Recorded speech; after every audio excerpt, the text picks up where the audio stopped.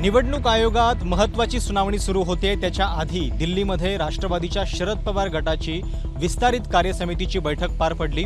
शरद पवारांच्या नेतृत्वावर पुन्हा विश्वास करत 22 राज्यातल्या पदाधिकाऱ्यांनी आणि अध्यक्षांनी पाठिंबा दिल्याचा त्यांचा दावा आहे। राष्ट्रवादीच्या या विस्तारित कार्यसमितीच्या बैठकीमध्ये 11 सप्टेंबर 2022 रोजी शरद पवारांची जी अध्यक्ष म्हणून फेरनिवड झाली होती ती प्रक्रिया कशी योग्य होती याचा देखील पाढा वाचण्यात आला आणि सोबतच त्यांच्या नेतृत्वावर पुन्हा विश्वास व्यक्त करण्यात आला।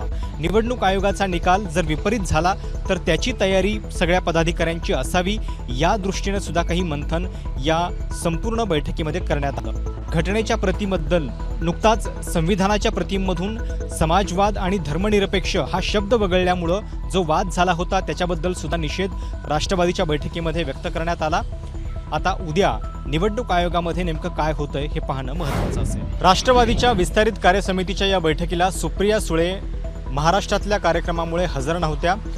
जितेंद्र आव्हाड, नरेंद्र वर्मा, विद्या चव्हाण, रोहिणी खडसे यासह अनेक नेत्यांनी या बैठकीला हजेरी लावली। कॅमेरामॅन पंकज रावतसह प्रशांत कदम, एबीपी माझा, नवी दिल्ली।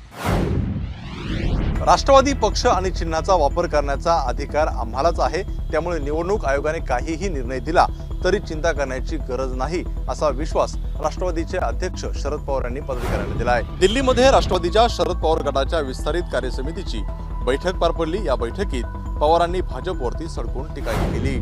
आज हमारे स्टेट के लोग कहते कि बीजेपी ने अपना इलेक्शन सिंबल बदलना चाहिए। बीजेपी ने पूछा क्या बदलना चाहिए, क्या गिरना चाहिए, तो लोगों ने कहा कि उन्होंने सिंबल जो उनका है कमल का फूल वो बदलना चाहिए, वहाँ वॉशिंग मशीन लेना चाहिए ढिलाई करने के लिए। राष्ट्रवादी फुटी संदर्भामध्ये 6 ऑक्टोबरला दुपारी 3 वाजता निवडणूक आयोगामध्ये सुनावणी पार पडणार आहे। याच पार्श्वभूमीवरती 8 ते 9 हजार शपथपत्र दाखल करण्यात आल्याची माहिती आहे। Cameraman Gajanan सरसुने, ABP Majha, Mumbai. शरद पवारांनी आमच्याशी 2019 साली चर्चा केली होती, त्यावेळी ते कुठल्या एजन्सीला घाबरून होते का असा पलटवार उपमुख्यमंत्री देवेंद्र फडणवीसांनी केला। पवारांनी केलेल्या आरोपावर फडणवीसांनी निशाणा साधला आहे। ईडीच्या भीतीनं सर्वजण भाजप सोबत गेल्याचं विधान शरद पवारांनी केलं होतं। याच आरोपाला फडणवीसांनी प्रत्युत्तर देत पलटवार केला। याशिवाय अजित पवार पक्षातून का बाहेर पडले पवारांनाच माहीत असल्याचं फडणवीस म्हणाले। 2019ला सन्माननीय शरद पवार साहेबांनी आमच्याशी चर्चा केली होती आणि ते आमच्यासोबत यायला तयार होते, तर ते काही कुठल्या एजन्सीजला घाबरून आमच्यासोबत येत होते का? 2017ला देखील मी याआधी सांगितलं पवार साहेबांनी आमच्याशी चर्चा केली होती, ते कुठल्या एजन्सीजला घाबरून येत होते का? त्यामुळे मला असं वाटतं की पवार साहेबांना हे नीट माहिती आहे की त्यांच्या पक्षातले लोक बाहेर का पडले। अजितदादा राष्ट्रवादीचे मोठे नेते आहेत, त्यामुळे निश्चित आमच्या शुभेच्छा त्यांच्या पाठीशी आहेत, पण सर्वांनी वास्तविकता ही लक्षात घेतली पाहिजे असं सांगत फडणवीसांनी पुन्हा एकदा मुख्यमंत्री बदलाच्या प्रश्नांना पूर्णविराम दिलाय। कॅमेरा पर्सन सचिन शिंदेसह सुशांत सावंत, एबीपी माझा, मुंबई। राज्यात भाजपचे साथीदार असलेले अजित पवार पुण्यात मात्र भाजपसाठी डोकेदुखी बनलेत। अजित पवारांना पुण्याचं पालकमंत्रीपद दिलं गेल्यानं पुणे भाजपमधल्या असंतोषाला तोंड फुटलंय। अजितदादा सरकारमध्ये आल्यापासूनच पुणे भाजपमध्ये अस्वस्थता पसरली आहे, कारण अजितदादा सत्तेत येताच त्यांनी पहिली मांड पुण्याच्या राजकारणावर ठोकली आणि चंद्रकांत दादा फक्त हताशपणे पाहत राहिले। याआधीही भाजपच्या मतदारसंघात चंद्रकांत पाटलांनी मंजूर केलेला 400 कोटी रुपयांचा निधी अजितदादांनी अडवला। त्याचवेळी अजित पवारांनी आपल्या समर्थक आमदारांना ग्रामीण विकास निधीमधून प्रत्येकी 10 कोटी तर समाज कल्याण विभागातून प्रत्येकी 5 कोटी रुपये मंजूर केले। तेव्हा पालकमंत्री असलेल्या चंद्रकांत पाटलांना डावलून अजित पवारांनी बैठकांचा सपाटाच लावला। या बैठकांमध्ये अजित पवार ज्या पद्धतीने निर्णय घेत होते, सूचना देत होते, त्यामुळे तेच पुण्याचे सुपर पालकमंत्री असल्याचं चित्र निर्माण झालं। पुण्यात 1 नंबरचा पक्ष असलेल्या भाजपसाठी अजित पवार सांगताही येत नाही आणि सहनी करता येत नाही असं दुखणं बनलेत।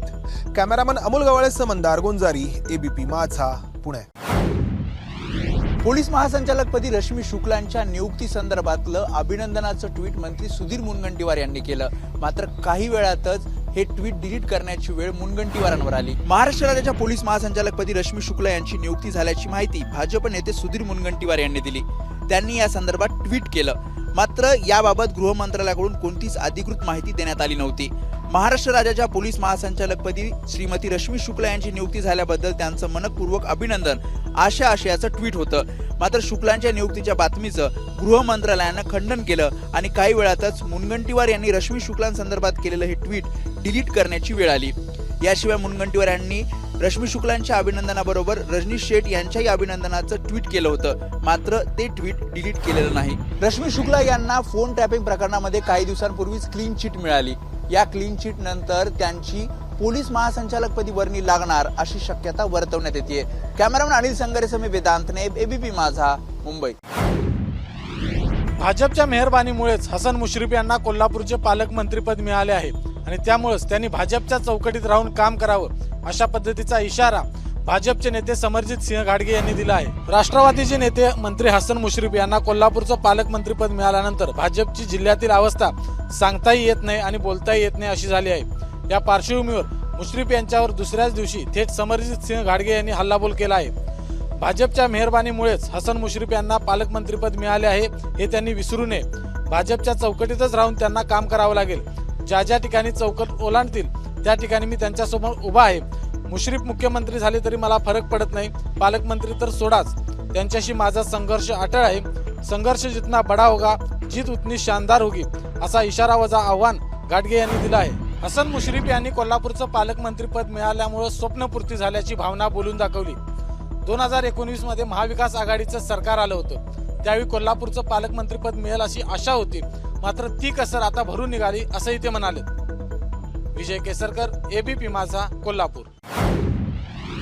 वंचित बहुजन आघाडीला इंडिया आघाडीत लवकरच सहभागी करून घेतलं जाईल अशा पद्धतीची माहिती एबीपी माझाला राष्ट्रवादीतल्या वरिष्ठ सूत्रांनी दिली आहे। त्यामुळे इंडिया आघाडीमध्ये वंचित बहुजन आघाडीला सहभागी करण्यासंदर्भातल्या चर्चांना पुन्हा एकदा पेव फुटलाय। इंडिया आघाडीत सहभागी करत नसल्यानं वंचितचे अध्यक्ष प्रकाश आंबेडकरांनी उघडपणे काँग्रेस पक्षावर टीका केली होती। त्यामुळे त्यांनी लोकसभेच्या सर्व जागांवर आपला उमेदवार उभा करण्याचा इशाराही दिला होता।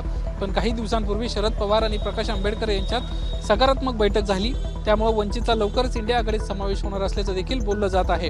दरम्यान इंडिया आघाडीत सहभागी होण्यासंदर्भात वंचित बहुजन आघाडी शुक्रवारी आपली भूमिका मांडणार आहे। वंचितला इंडिया आघाडीत सहभागी करून घेण्यासाठी काँग्रेसचा विरोध आहे, मात्र आपण शिवसेनेसोबत युती केली आहे, त्यामुळे इंडिया आघाडीत आपल्याला घेतलं गेलं पाहिजे अशी आशा वंचित बहुजन आघाडीला आहे। Cameraman Ajit उतरकरसह Nilesh Budhawale, ABP Majha, Mumbai. बहुप्रतीक्षित नवी मुंबई मेट्रोचं उद्घाटन लवकरच होण्याची शक्यता असून पहिल्या टप्प्याचं उद्घाटन पंतप्रधान नरेंद्र मोदी यांच्या हस्ते होण्याची शक्यता वर्तवली जात आहे। बहुप्रतीक्षित असलेली नवी मुंबईची मेट्रो लवकरच प्रवाशांच्या सेवेत दाखल होणार आहे। येत्या 13, 14 किंवा 17 ऑक्टोबर रोजी पंतप्रधान नरेंद्र मोदींच्या हस्ते या मेट्रोचं उद्घाटन होण्याची शक्यता आहे।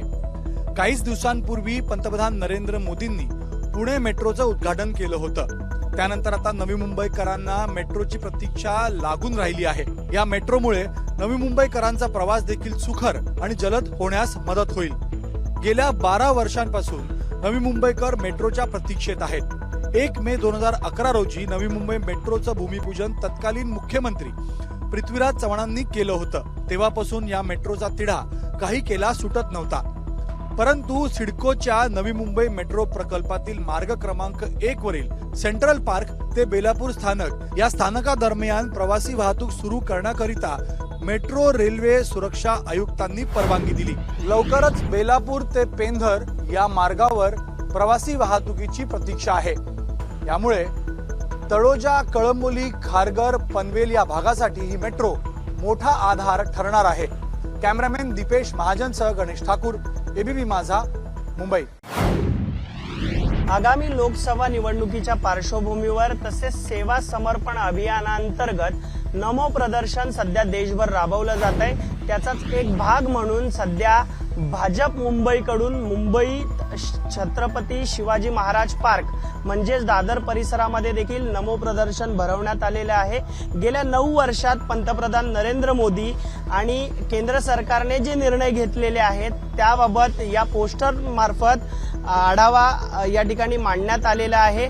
या परिसरातून येणारे जाणारे लोक हे नमो प्रदर्शन पाहत आहेत व प्रत्येक पोस्टर्सवर वेगवेगळी माहिती देण्यात आलेली आहे. त्याचा सध्या वाचन हे आजूबाजू परिसरातले लोक या ठिकाणाहून करताना आपल्याला पाहायला मिळत आहेत. आपला नेता किती महत्वाचा आहे, तसेच पंतप्रधान नरेंद्र मोदी यांनी किती महत्वाचे निर्णय घेतलेले आहेत ते पटवून देण्याचा यामागे उद्देश असल्याचं देखील भाजपकडून सांगण्यात येत आहे. आणि या नमो प्रदर्शनाला सध्या चांगला प्रतिसाद मुंबईत देखील पाहायला मिळतोय. कॅमेरामन अनुप रस्तोगीसह मी अल्पेश करकरे, एबीपी माझा, मुंबई. सरकारी काम आणि 6 महिने थांब अशीच गत नाशिकमध्ये देखील बघायला मिळते. आपण आता नाशिक जिल्हा रुग्णालयाच्या आवारामध्ये एक कुंभमेळ्याच्या काळामध्ये बांधण्यात आलेल्या नवीन इमारतीमध्ये आहोत आणि दोन्ही बाजूला जर आपण बघितलं तर ICU आहेत, नूतनीकरण करण्यात आलेलं आहे. खरं तर कोविड काळामध्ये याचा वापर करण्यात आलेला होता, मात्र त्यानंतर इथे ICUची व्यवस्था करण्यात आली. इथे येण्यासाठी जी आता आपण बघत आहात ही लिफ्ट आहे. ही लिफ्ट जुनी झालेली आहे कारण कुंभमेळा काळातली ही इमारत आहे. ही लिफ्ट मध्येच बंद पडते आणि लिफ्ट होत नाही, त्यामुळे या वास्तूचा उपयोग देखील केला जात नाहीये. आपण बघतोय ICU नंबर 2, समोरच्या बाजूला ICU नंबर 1 आहे. ह्या जागेचं पूर्णपणे नूतनीकरण करण्यात आलं. सुसज्ज असा हा ICU वॉर्ड उभारण्यात आलेला आहे.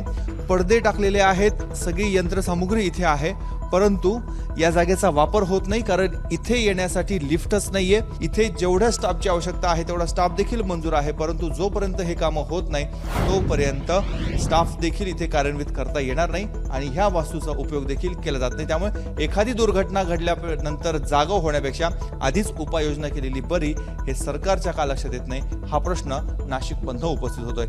कॅमेरामन किरण कटारेसह मुकुल कुलकर्णी, एबीपी माझा, नाशिक.